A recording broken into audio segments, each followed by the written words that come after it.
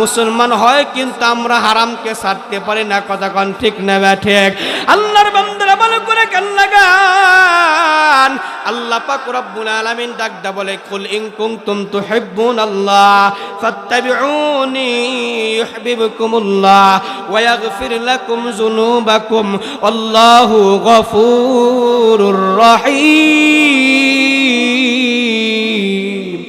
আল্লাহর বান্দারা ভালো করে কান লাগান।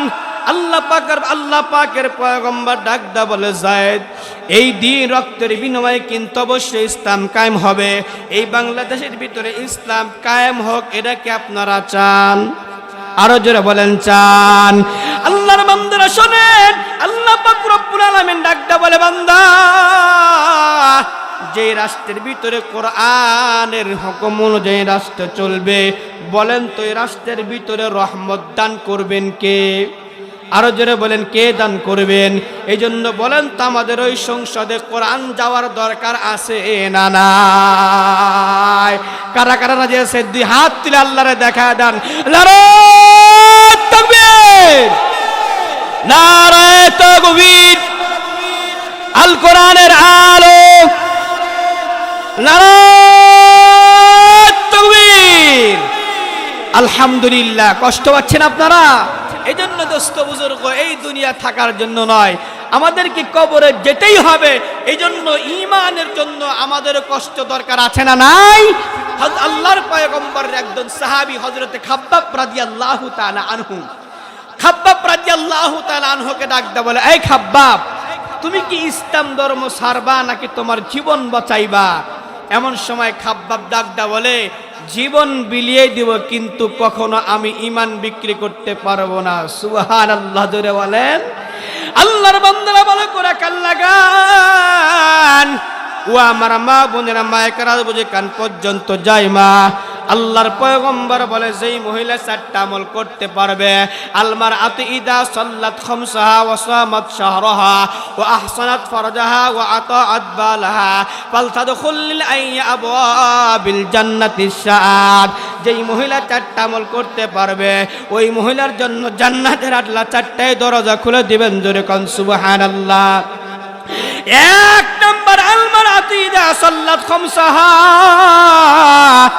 এক নাম্বার, যেই মহিলা 5 ওয়াক্ত নামাজ পড়বে। জোরে কোন কয় ওয়াক্ত? আরো জোরে কোন কয় ওয়াক্ত? শুধু মহিলারাই পড়বে নাকি আমাদেরও দরকার আছে না নাই? এক নাম্বার হলো আলমার আতি ইদা সাল্লাত খামসাহা। এক নাম্বার, 5 ওয়াক্ত নামাজ যারা পড়বে, আল্লাহ রাসূল বলেন, ওই মহিলার জন্য জান্নাতের 8টাই দরজা আমার আল্লাহ খুলে দিবেন। সুবহানাল্লাহ বলেন। বলেন তো, আমরা মুসলমান, আমাদের নামাজের দরকার আছে না নাই? বিশ্বনবীজি বলেছেন, মান তারাকা সলাতা মুতাআম্মিদান ফাকাদ কাফার। যে ব্যক্তি স্বেচ্ছায় 1 ওয়াক্ত নামাজকে তরক করে দিল, ছেড়ে দিল, নবীজি বলেন ওই লোকটার নাম জাহান্নামের গেটের মধ্যে লিখে দেওয়া হয়। নাউজুবিল্লাহ। আগামীকাল কইন, যেই ব্যক্তি 1 ওয়াক্ত নামাজ ছেড়ে দেয়, স্বেচ্ছায় কাজাও করে নাই, রাসূল বলেন ওই ব্যক্তির নাম জাহান্নামের গেটের মধ্যে লিখে দেওয়া হয়। জোরে কোন নাউজুবিল্লাহ। তাহলে এখন চিন্তা করেন, আমার আপনার জীবনে কতগুলা নামাজ কাজা গেছে, কোনো হিসাব আছে? হিসাব নাই। হযরত ওমর রাদিয়াল্লাহু তাআলা আনহু যখন খলিফাতুল মুসলিমিন, যখন এক বুড়ি মহিলা হযরত ওমরের কাছে আপনার কেরোসিন তেল নিয়ে গেছে, কেরোসিন তেল আনার জন্য গেছে, ডাক দেওয়া বলে, বাবা ওমর, তুমি একটু আমাকে কেরোসিন তেল দাও। হযরত ওমর কি করলেন? একটু কেরোসিন তেল দিয়ে দিলেন। হযরত ওমর ডাক দেওয়া বলে, মা তুমি এখন তাহলে চলে যাও, কেরোসিন তেল তো দিলাম। উনি কেরোসিন তেল নিয়ে বিদায়।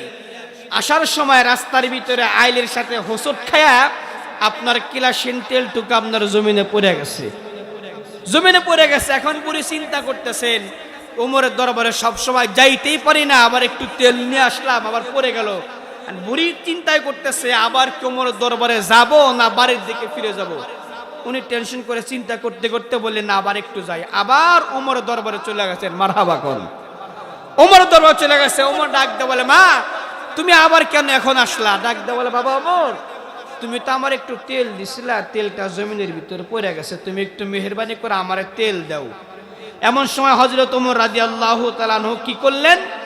এক টুকরা কাগজ নিলেন, কাগজ নিয়ে কি জানি লেখলেন, লেখার পরে কাগজ তেমন দোমরায়া বলে, মা যে জায়গায় তোমার তেল পড়ে গেছে তোমার ওই তেলের বাসন আর এই কাগজটুকু নিয়ে যা তুমি দৌড়বা, শো করবা, দৌড়তে দেরি হুবহু তোমার ওই তেল এই পাতিলে আসতে 1 সেকেন্ড দেরি লাগবে না। সুবহানাল্লাহ। তো হযরত ওমর বলে দিলেন, দেওয়ার পরে আপনার চলে গেলেন। ওখানে যাওয়ার পরে কাগজটা যেই মাত্র ধরছেন, ধরার লগে লগে হুবহু তেল আবার ওই পাত্রের ভিতরে চলে আসছেন। সুবহানাল্লাহ বলেন। বুড়ি আবার চিন্তা করলেন, কি ব্যাপার, তেল পাইলাম, এখন চিন্তা করে বাড়ির দিকে যাব নাকি হযরত ওমরের ঘরে যাব। না জানি কি লেখলো এই কাগজের ভিতরে, দৌড়লাম আর তেল আইসা বলল। উনি এই চিন্তা করে বাড়িতে না যায়া ডাইরেক্ট সেই ওমরের দরবারে চলে গেছেন। মারহাবা কন। যার একদম বলে, ওমর এই যে তোমার তেল তুমি ফিরে নাও, তোমার তেল আমার লাগবে না। বলে কেন? বলে তেল লাগবে না, তুমি এই কাগজের মধ্যে কি লেখছাও তুমি একটু আমাকে শোনাও। হযরত ওমর ডাক দেয় বলে, মা তুমি ফিরে যাও, কাগজের মধ্যে কে লিখছি তোমাকে বলা যাবে না। বুড়ি মহিলা ডাক দেয় বলে, না বললেও আমি যাব না। মারহাবা ধরে বলেন। আল্লাহর বান্দারা ভালো করে কান লাগান। ও আমার মা বোনেরা, বলছিলাম যে এই মহিলা 4টা আমল করবে। 1 নাম্বার আলমার আতু ইদা সাল্লাত খামসাহা, 1 নাম্বার যেই মহিলা 5 ওয়াক্ত নামাজ পড়বে। জোরে কোন কয় ওয়াক্ত? আয়াতের ভিতরে আল্লাহ বলে, কুল ইন কুনতুম তুহিব্বুনাল্লাহ ফাত্তাবিউনি ইউহিব্বুকুমুল্লাহ ওয়া ইয়াগফির লাকুম যুনুবাকুম আল্লাহু গফুরুর রহিম। যদি আমি আল্লাহকে ভালোবাসতে চাও, মহাব্বত করতে চাও, তাহলে আমার পয়গম্বরকে মহাব্বত করো। আল্লাহ নবীজি ডাকতে বলেন, লা ইউমিনু আহাদুকুম হাত্তা আকুনা আহাব্বা ইলাইহি মিন ওয়ালিদিহি ওয়া ওয়ালাদিহি ওয়ান নাসি আজমাইন। যতক্ষণ পর্যন্ত তোমাদের টাকা পয়সা, অর্থ করে, মা বাবা, সন্তানাদি সবচাইতে আমার পয়গম্বরকে মহাব্বত করা দরকার আছে না না?